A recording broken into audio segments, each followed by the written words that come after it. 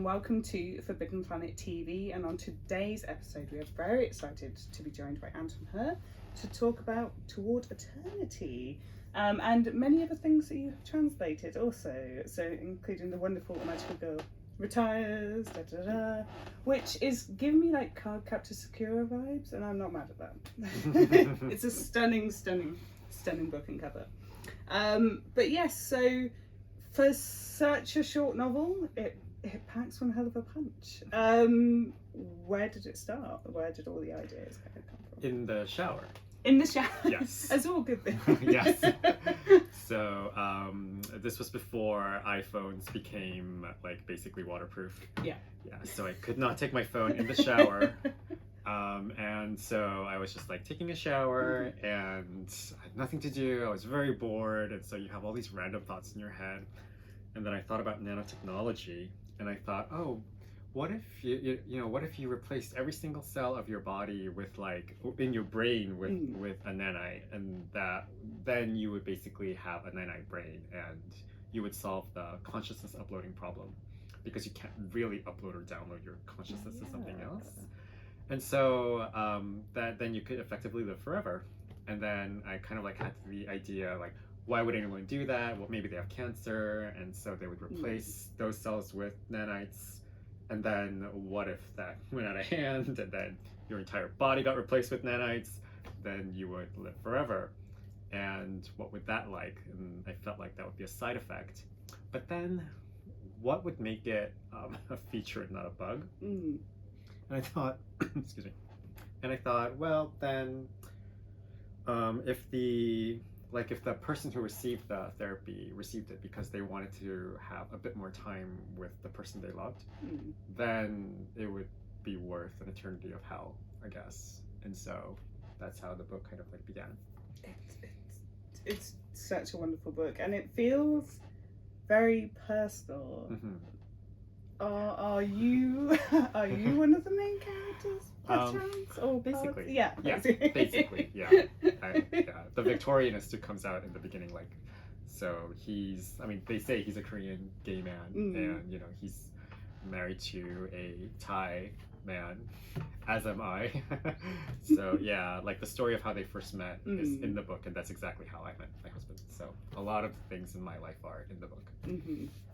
And it's an interesting idea, kind of looking at the ideas of AI. I read a lot of horror as well, because obviously we're sister companies with type books, and they do some amazing horror.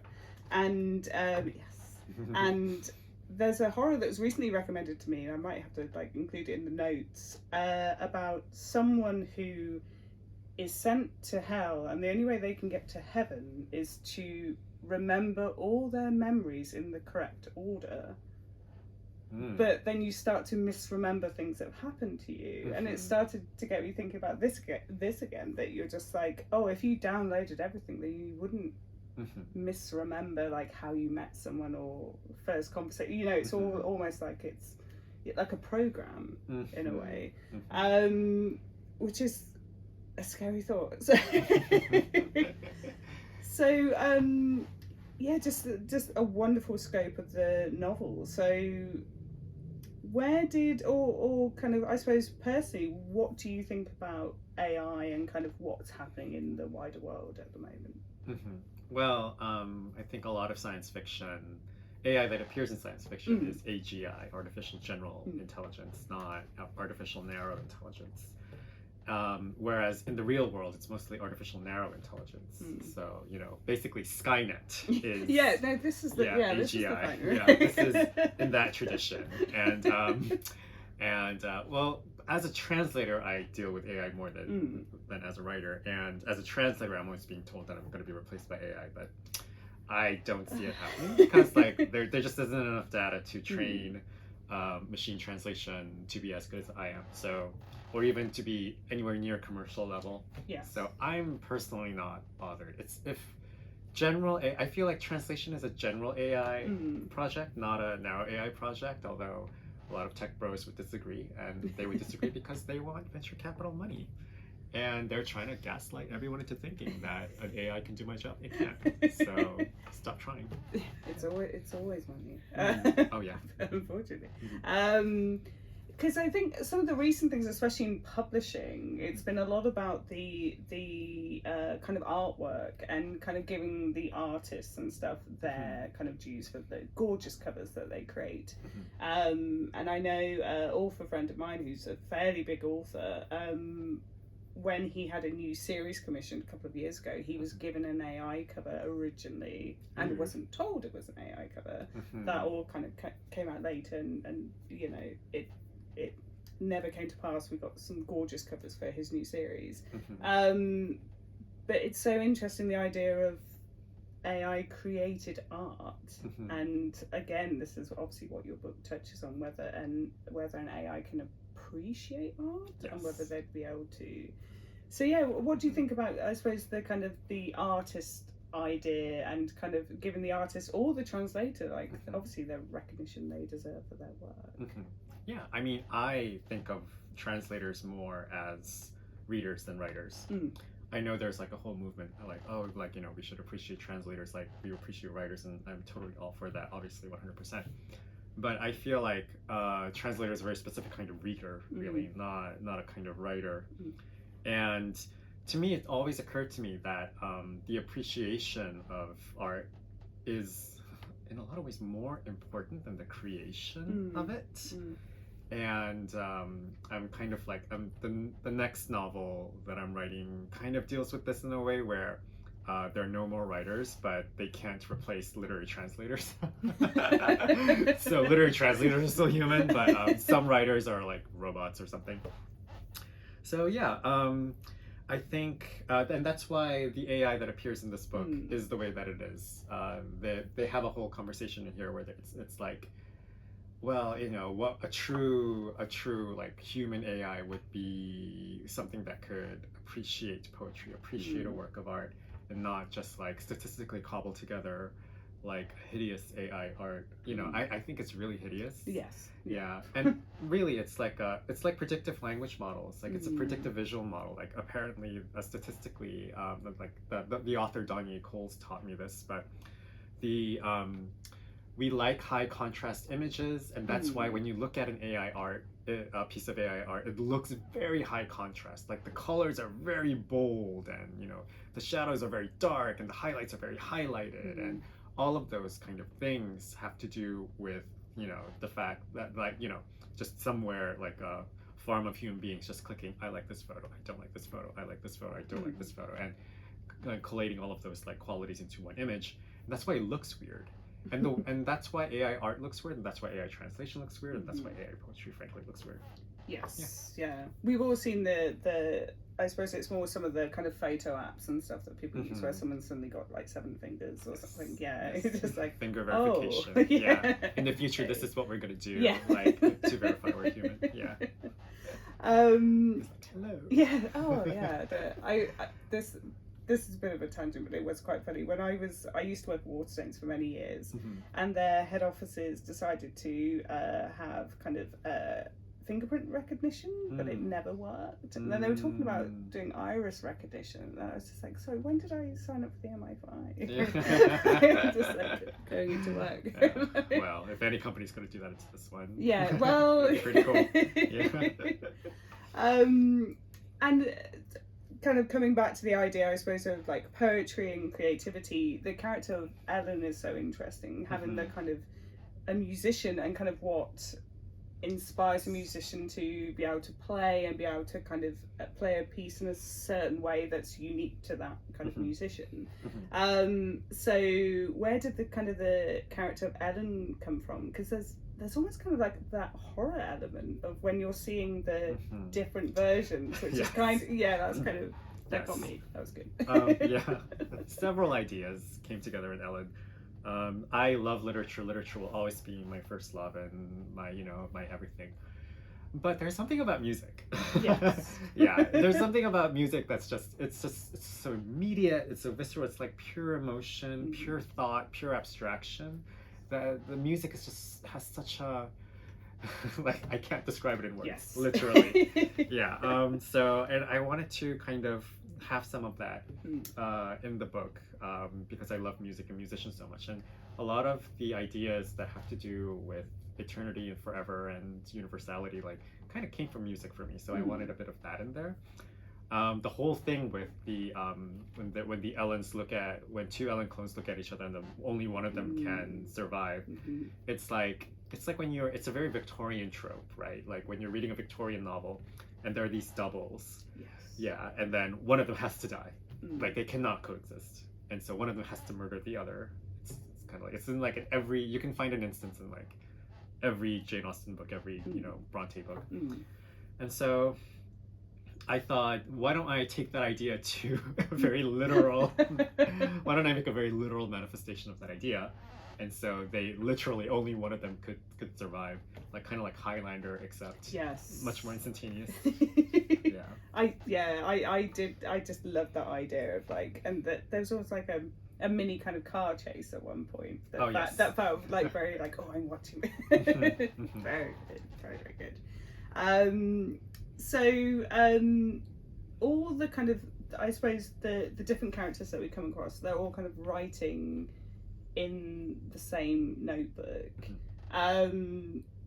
So yeah, what was is that kind of coming back to I suppose the idea of like the writer and the creator, that everyone's having to keep actual literal track of their words and what's happening. It's so interesting. What would that book look like? You should like make that. We should do merch. Right? Yeah. We should do a Lloyd Term X Anton Hur crossover edition. Yeah, I would love that. Like, call me Lloyd Term. Yeah. I loved as well that it reminded me, one of my other favourite books that deals with similar ideas is Station 11, and the idea of that you have that kind of, I suppose, Shakespearean kind of travelling troupe trying to kind of keep theatre alive. Love that novel. So good. So good. What other influences have kind of influenced your works, both your books and also kind of your style of translation? Are you kind of influenced by? So my name, this is my pen name. My parents did not name me Anton. That would be weird. So because I'm Korean. So my name comes from A.S. Byatt, Antonia Susan Byatt. Because I love her work so much. I love her novels. There are quite a lot of echoes of Possession, her Booker Prize-winning novel Possession, are in Toward Eternity. I think if you're a fan of Possession, you're gonna like turn the page and you're gonna be like, where have I heard, like, why do I keep like hearing a certain book, like certain turns of phrase I kept using in this particular book. And there's like there's a building named after her in the book as well, and it's like a whole thing. So she has influenced like the way I look at literature, the way I write, the way I think about literature, the way I read, and all of that. So there's definitely a lot of A.S. Byatt in there. Obviously, like Star Trek. Yes. The Next Generation. That was my first encounter with like this idea of nanotechnology. And they used the nanotechnological trope like many times, and they show a real like diversity of like, oh, this is how we do it. This is a song. Sorry about that. So those were the two really big things. There's a scene in there that involves like some children in a sandcastle, and this is from a Susan Stewart book, where she's talking about creativity. And if you look, and there's a part where Susan Stewart is like observing this child like create a elaborate sandcastle by the ocean, and then he suddenly starts destroying it with like total glee and like joy, and she's like, oh, it's really interesting that he would create it and then destroy it. And then she kind of like goes into an analysis of like that image. and it affected me a lot, and so I put that in that book as well. So that, like all of these, like I'm like a magpie, like all of these little things that I've read and experienced, like it all like went into the book. Like it was all very influential. Yeah, because there's definitely some. It's been many years since I've read poetry or studied poetry, but there's definitely obviously some... Oh yes, how could I forget the poetry? Yes. Yeah. Wordsworth, Christina Rossetti, Emily Dickinson. It comes from an Emily Dickinson poem, the title. Yeah. I would scratch my head at first because I was just like, oh, where do I know? And then it all kind of... I think possibly, and this I don't know whether this is a thing for the world or maybe just the UK in general, how poetry is taught in school normally turns a lot of people off poetry. And so, and with like short stories and stuff, there's just certain things that are kind of they're not given the given the love that they should, and you rediscover them as adults, and then you start to kind of appreciate it's a them. shame. It is a shame. So did you have this kind of love of poetry and literature from a young age? Or? Oh yeah. I was very lucky because the school where I learned poetry, which was International School Bangkok in Thailand. I took the IB program, the International Baccalaureate program, and our teachers, like they had us read like Wisława Szymborska in translation, Sylvia Plath, you know, all of these like really, really great contemporary poets, modern poets, as well as, you know, classical poetry, of course. But there was definitely an emphasis on like I could really just like feel the emotion and relate to it, and yet they were also like very, very accomplished in terms of form. And so it must have really affected me at a very, very deep level, because like I kept reading poetry, and then like in graduate school I went in there to my thesis proposal was like, oh, I want to write a thesis on A.S. Byatt, and this is Seoul National University, and they don't let you do that. And they're like, no, you're not going to do that. And so I was like, why am I here? And so I was like, okay, what else can I look at? And then I just like so fell in love with 19th century poetry, and I was like, oh yeah, I want to write about this. And I became a poetry specialist, and I started translating poetry as a translator. Now I'm more known as like a prose translator, but I really started off as a poetry specialist, and and so poetry was always there. Poetry is like so useful if you are a literary person, because it really makes your thinking more rigorous. The images are so lapidary that it helps you kind of slow down and really think about language and think about words. And so I hope that's sort of carried over here. The really fun thing about 19th century poetry is that, like for example, like Emily Bronte, everyone knows her as, you know, the author of Wuthering Heights, and that's great. But she also wrote really interesting poetry, very science fiction poetry, like very metaphysical. Like Wordsworth was very spacey. Like the Immortality Ode is like a science fiction poem. And I kept noticing that in grad school because I love science fiction all my life. And so I was like, this is kind of science fiction. So I took that conceit, and that's what I applied here. Because there is something about, the way it's written as well. There is kind of a form to it, and kind of there's very obvious kind of breaks and stuff, which again, it kind of just gives you a moment to think about actually what you've read, which I think is very clever. So I think it's full of Easter eggs, basically. All the amazing stuff at the Yes. So coming to your translation career, so from kind of Cursed Bunny all the way to the BTS book, which I didn't realise it was you, and then I was like looking, there was okay. Yes. I was one of the translators. Yes. BTS fan? Of course, of course. I'm a fan of the fans, because they've been so supportive of Korean literature and translation in a way that K-drama fans not really, and other K-pop bands not really, but like BTS fans specifically have been like they have like supported a lot of translators, Korean translators, and a lot of Korean literature. So we were always grateful for that, and I thought, oh, this is a nice way to give back somehow. If there was something that you haven't had the opportunity to translate yet, but you would love to, kind of what would be your pinnacle, a particular author or a particular work? Oh man, I mean, so much stuff is about to come out that I can't even begin to like this gigantic fantasy series is about to come out. A gigantic fantasy trilogy is about to come out that I translated. So I feel like almost all bases are covered.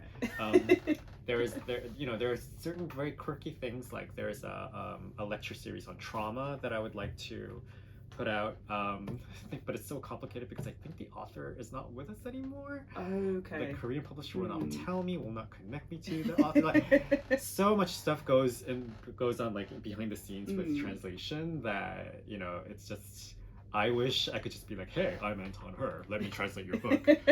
But apparently that's not good enough, and I have to go through all these hoops still. And yeah, it's a whole thing. So we'll see. But yeah, I would like to do more Korean nonfiction, more Korean poetry, more things that are like unusual and unexpected.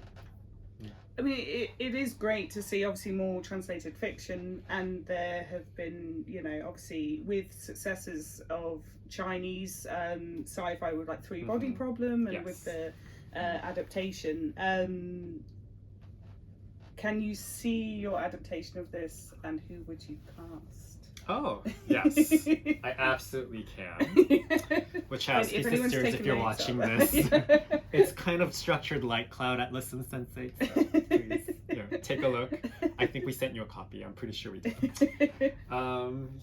Cast-wise, like, I don't know. I would like it to be like, there's so many like great actors these days. And there's so much content being produced, like on Apple TV and Netflix and all of that, and there's so many platforms, and like it really is still like the golden age of television. So I kind of like see it. I mean, I love television so much. I love movies, but I love television so much. So I kind of like see it more as a TV like mini series that will be cute. I don't know about cast. Like I want to be surprised, and I want to like see someone like like, oh wow, this person. So the audiobook cast is really fantastic, by the way. So, and they won an award already. Oh, wow. Okay. Yeah, so they're really great. Like Nikki Andres plays these two clone characters like at the last third of the book, and she did such an incredible job. So yeah, she would be great to play live action, but she also does live action. Okay. We've got it all figured out. So coming towards the end of the interview today, so our last couple of questions. So what are you working on next? You obviously hinted at a few things. It sounds you've been very busy. So. Yes, so many things. I guess the next thing to come out would be Blood of the Old Kings by Samuel Kim. It's published by Tor in the US, I think Orbit here. Okay, yeah. Yeah, so, and please edit this if it's not Orbit. I'll check that out. Yeah. I think it is. I think it is, yeah. And Orbit's offices are just over the bridge. Oh, okay, fabulous. So I can just pop along and just say, oh, I'd love to read that. Yeah, they probably have galleys. Yeah. Because Tor gave me galleys. It's so good. It's like, it's a fantasy series, and I've never really done fantasy like high fantasy, but then but this book is kind of like a science fiction series kind of disguised as a fantasy series. It has like the epic sweep of a fantasy series, but it has like the really creative and generative constrictions of science fiction, which I really like. It's about like these so the corpses of magicians are used as power generators. And and there's this like young sorceress who's like, oh no, that is not how I'm going to end up. And she's like on the run. There's a colonized people who and this woman who is part of the colonized people. She's like, I'm going to lead my people to freedom because I hate the empire so much. And she makes a deal with a dragon so that she has like the wherewithal to do that. Yeah, so it's a very, very like. It's paced like a thriller. So everyone who's read it, like all the beta readers and like everyone who's read it, like they're like, wow, I could not stop turning the pages. So I'm really excited for people to see that one. Yeah, that sounds incredible. And there is something about the books that kind of combine sci-fi and fantasy, because I suppose it kind of like blows certain people's minds that they're just like, oh, I read one or the other, and it's like, no, it is possible to kind of have both. I don't know if you've read Gideon the Ninth. No, but I'm a huge fan of Anne McCaffrey, like a lifelong fan of Anne McCaffrey. I've read everything that she's written. Yeah, all of the, and I think they're rejacketing her books next year, which is going to be exciting. So brand new audience for those. Exciting. But yeah, I know with Gideon the Ninth specifically, it's lesbian necromancers in space. Oh, I love that. So you've got the idea of like killing off your enemies and the kind of control element, and you've got different kind of factions, but it's all in space. Wow. So there was this like diagram that this like flowchart actually that was like, do you have lesbians in your book? And if you answer no, then add more lesbians. And if you say yes, then it says add more lesbians. And I was like, oh, I guess I should add more lesbians. So I added a lesbian couple in the book because of that flowchart. So whoever made that, thank you. Yeah. The genius flowchart. Yes. And so to finish off today, and this is always very exciting, what are you currently reading, watching, and if you game, what are you playing? So I'm judging the International Booker Prize next year. So I'm doing the reading for that. Okay. And I'm not allowed to discuss or even review or blurb like any books that are like that fall into eligibility for next year. But mostly I'm looking at that.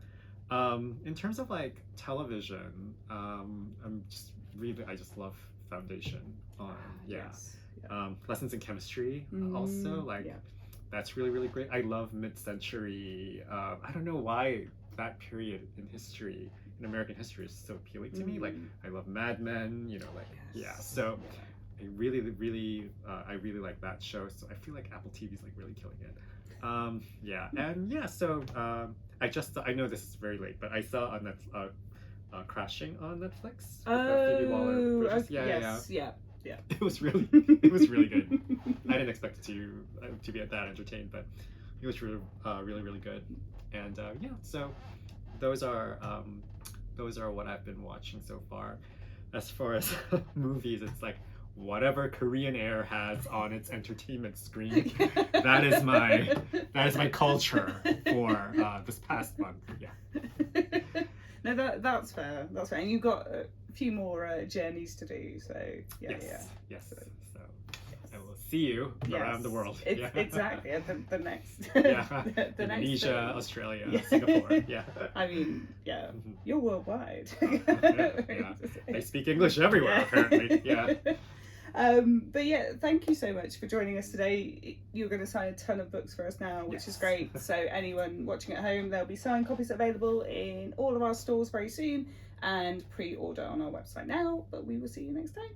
Bye. If you're enjoying watching Forbidden Planet TV and you're enjoying watching us talk to the world's most interesting and accomplished filmmakers, authors, artists, musicians, creators, subscribe right here.